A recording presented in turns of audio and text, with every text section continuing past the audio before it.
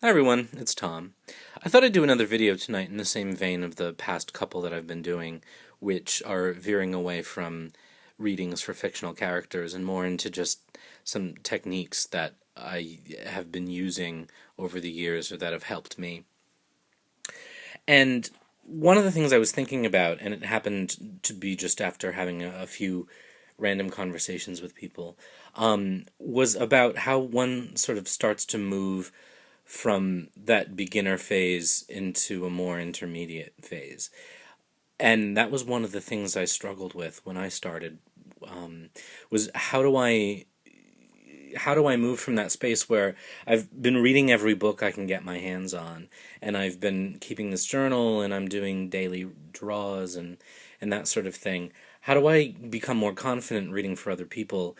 And how do I take those meanings and make them really mean something in reality, particularly when the card doesn't seem to have any relationship to the question that I've been asked. And I think confidence matters a lot when you're reading for other people because you want to have some credibility. You want to impress, I guess. You do want to impress people and say, I know what I'm talking about. Rachel Pollack in her books talks about how when she started reading, she loved using the book as she read the cards for someone, but we don't really like appearing to be students in American life, certainly. So, how do we start to build a little bit of confidence? So, in thinking about that and thinking about going from the point of learning the card meanings and coming up with our own card meanings, how do we go to the next step? So I came up with just what I really did was try to sort of systemize. Is that a word? Um, make into a system the process that my brain goes through as I begin a reading for someone. And I've mentioned in my blog and on a few of these posts that when I do a reading for someone, I actually prefer to do it in writing from a distance because when I have someone sitting in front of me, I feel a lot of pressure to start talking right away, particularly if a scary card comes up. I don't want to be silent while they're sitting there having a panic attack. But I need time to work through a lot of stuff in my mind. And you'll sort of get a glimpse into what's going on there in just a little while. But you can do this with someone sitting there. And maybe in a future video, I'll talk about some ideas that I have of what you could have them do during that time. When I'm doing a reading, and we're going to focus on doing a one card reading to start because I think that one card readings are undervalued when folks are new. When we start learning tarot, we want to jump right into the Celtic cross, which I have to admit I find to be one of the most useless spreads. Maybe because I don't understand it or I've never done it well, but it doesn't. It seems to say a lot of nothing. Any one of those pieces individually is more interesting than the thing as a whole. And because there's so much there, I think we lose stuff because we have to move on to the next card. That's just my opinion. But a one card reading really can have a lot. And when I do a written reading for someone, if it's a one card reading, I'll find that I'll get a full single spaced page at least out of a one card reading. So there's a lot to be said there. So I made these little cards just to sort of give you a sample, and I'll show you another tool I use. But when I'm doing a reading for someone, when I draw the card, the first thing I'm looking at is the standard card meaning. And by the standard card meaning, I don't just mean what's in books, but what I've learned through reading books and coming up with my own interpretations of each image and each card. I think that that's the most important first thing that we do. Because you're going to read different books and they're all going to have very different, sometimes contradictory meanings for cards. Again, if we go back to the death card, some writers are going to tell you that it really means a physical death. Others, many more, will tell you that it doesn't necessarily. And some folks will tell you that sometimes it does. And other folks will tell you that it never means that because they're not comfortable. How do you reconcile that? Well, like anything else, I think the most important thing that you do is you decide what feels right for you. I think that's the first place to start. So when I say standard meaning, I'm really meaning the standard meaning that I've allowed myself to to use. This is the one of the ones that I've read, and in studying the image, this is the one that I've come up with as my standard meaning. So that's the first thing I'm considering. And what we're doing is we're sort of creating a little math problem here. The next thing that I have to do is I have to consider the querent's question. So I have to look at the relationship between the standard card meaning and the question I'm being asked. And so I move, when I start to, I talk through this in my head. What does this card normally mean? Then I talk about its relationship to the querent's question. And then I start to bring it together with my intuition and what my intuition is telling me. And what does intuition mean? I really think it's as simple as, here are the little flights of insight that are occurring to me as I'm looking at the card. Listen to those and allow yourself to believe that they're real and they matter, because they do. It's not just your imagination, or maybe your imagination is more important than you think it is. So that's our simple. Now I have another card here we'll look at later on, which is the other thing that we have to, if we're doing a multiple card reading, we have to look at the relationship to the other cards, but we're not going to worry about that right now. So I think about the standard card meaning, its relationship to the querent's question, and then any intuition I have, and then I put a big equal sign in my mind, and then there's my interpretation. So what I've done is I've created sort of just a written version of that. Is my handwriting terrible? Well, it doesn't look bad there, but look at that. It's embarrassing. All my grammar school teachers are just, well, I went to a Catholic school, so I guess all my grammar school teachers would be upset that I was doing a video on this topic. But anyway, in my mind, I sort of create this worksheet. Now, you could create this worksheet for yourself and write it out as you're working through the readings, if you're doing written readings, or even if you have someone in front of you. Say, I'm going to be silent now because I'm going to be working through this. Give them something to do. Give them a notebook and ask them to write down their interpretations, because that may help you add some insight there. So what I'm going to do right now is I'm just going to give you two examples. Now, normally, again, I don't write this like this. I do this all sort of internally, and as I do a written reading, I will form this into a much more cogent and much more detailed interpretation. My interpretations here get pretty short shrift, but these are just examples. They're not even that good. They're all right, but they're not the best examples. But what I did was I picked two cards to work with. Unlike most times, I didn't do a random draw here. I went through the deck and I pulled two cards that are often somewhat difficult to interpret in a lot of practical everyday readings. So let's start with, we're going to start with the Five of Pentacles. So I'm going to put that up there. So I'm doing a reading for someone, and I'll start here, which is the querent's question. How can I avoid fights with my family during gatherings like the one at Christmas?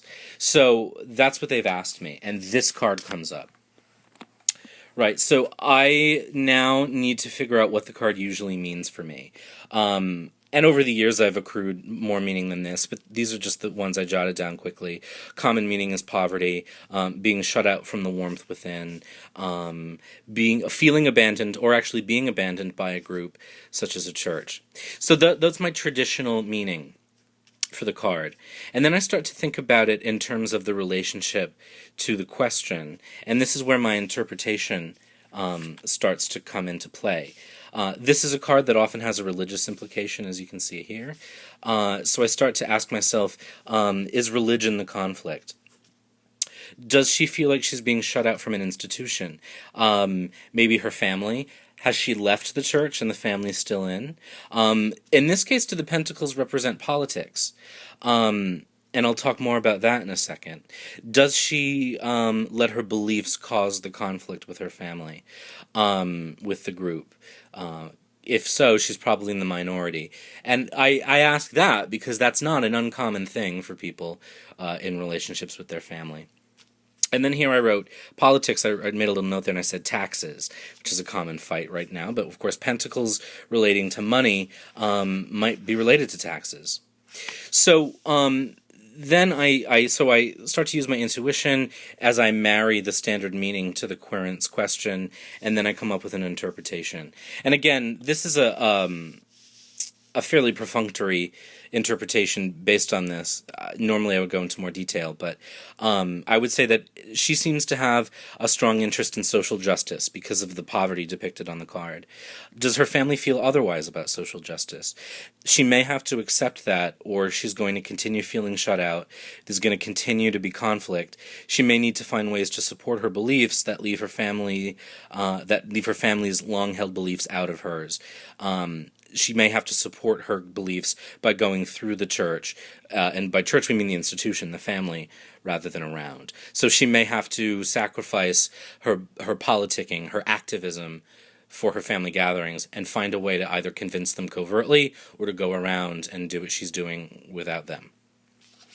So, again, that's pretty fast, but it's just an example of how I work with this, or how I work with this, these ideas in my head. So the next one, I'm going to go through really simply, I'm running out of time, is a question of how can I improve my relationship? And again, we're working with the Four of Cups here, which I just pulled. So I write down my standard meanings of apathy, indifference, not seeing help, not seeing a gift, focusing on what you don't have while ignoring something powerful that you do. So those are the perfunctory standard meanings. And then I start to marry it with the question, how can I improve my relationship? Seems like the normal meaning of this is pretty close here. There's probably a sense of apathy. Maybe it's a sense of missing the single life. There's one cup there. But this relationship is a blessing. Again, so I start to put these two together, and then I build my interpretation. And because this is an advice reading, I would say something like, try to focus on why you're in this relationship. It's a good one. You seem to be focused on what you're missing out on, but you're missing out on something magical there. Look at that. Look for the magic in the relationship. Magic is fleeting, so you want to try to see it while it's still there. If you miss it, you could do some damage. If you find it, and if you look at it, and if you recognize it, then that could really be a saving grace for the relationship. So again, very, very simple. If this were a real reading, I'd go into a lot more depth, but I wanted to just give you an example. So those are two really quick, short ways of doing this. If this were something real and I weren't trying to fit both of these into a 15-minute video, or hopefully less than 15 minutes, because your attention spans are probably bored with my voice by now, right? But how do we make the cards that we're studying relate to the question? And this is just one way of doing it. So I think of the standard meanings, I marry it to the question, I let my intuition do its work, and I play around. And in reality, this is where I would probably do, if I were writing, where I would do a lot of scribbling. If this were in a notebook and they were sitting in front of me, I'd probably have way more than this, because I usually like to go deeper. See here where I accept the standard meaning. Normally what I'll do is I'll try to think of other meanings and other relationships it could have to the card, so I don't immediately go to the standard, but I have it in my back pocket. I mean, this could in fact mean that there are other relationships that she's considering. It could mean that this relationship is having her miss out on something else. So maybe that this relationship that she has, that she wants to fix, isn't really working, and there's something else out there for her. I would have to go deeper and think a lot about that, and just think about her question. Use my instincts. What is the feeling? What is the strongest feeling that I get from the many, many different interpretations I come up with? Which one seems the most logical here? Which one is pulling my attention the most? And you just go with that if you're writing it and they're not there. If they are there, you can ask them, and that's the benefit of having them there. And then again, when I create my interpretation, as I said, for a one-card reading, I'll often get a page. A typewritten single-spaced page. I did this large and sloppy, quick and dirty, as they say, just for the video. But you can go into a lot of detail. So that's my time for right now. I hope this helps. And in the next one, we'll take a look at how to do this while adding other cards into the mix. How those relationships matter. So if you like this, I hope to hear from you. If not, I hope I didn't bore you too much, and have a great weekend.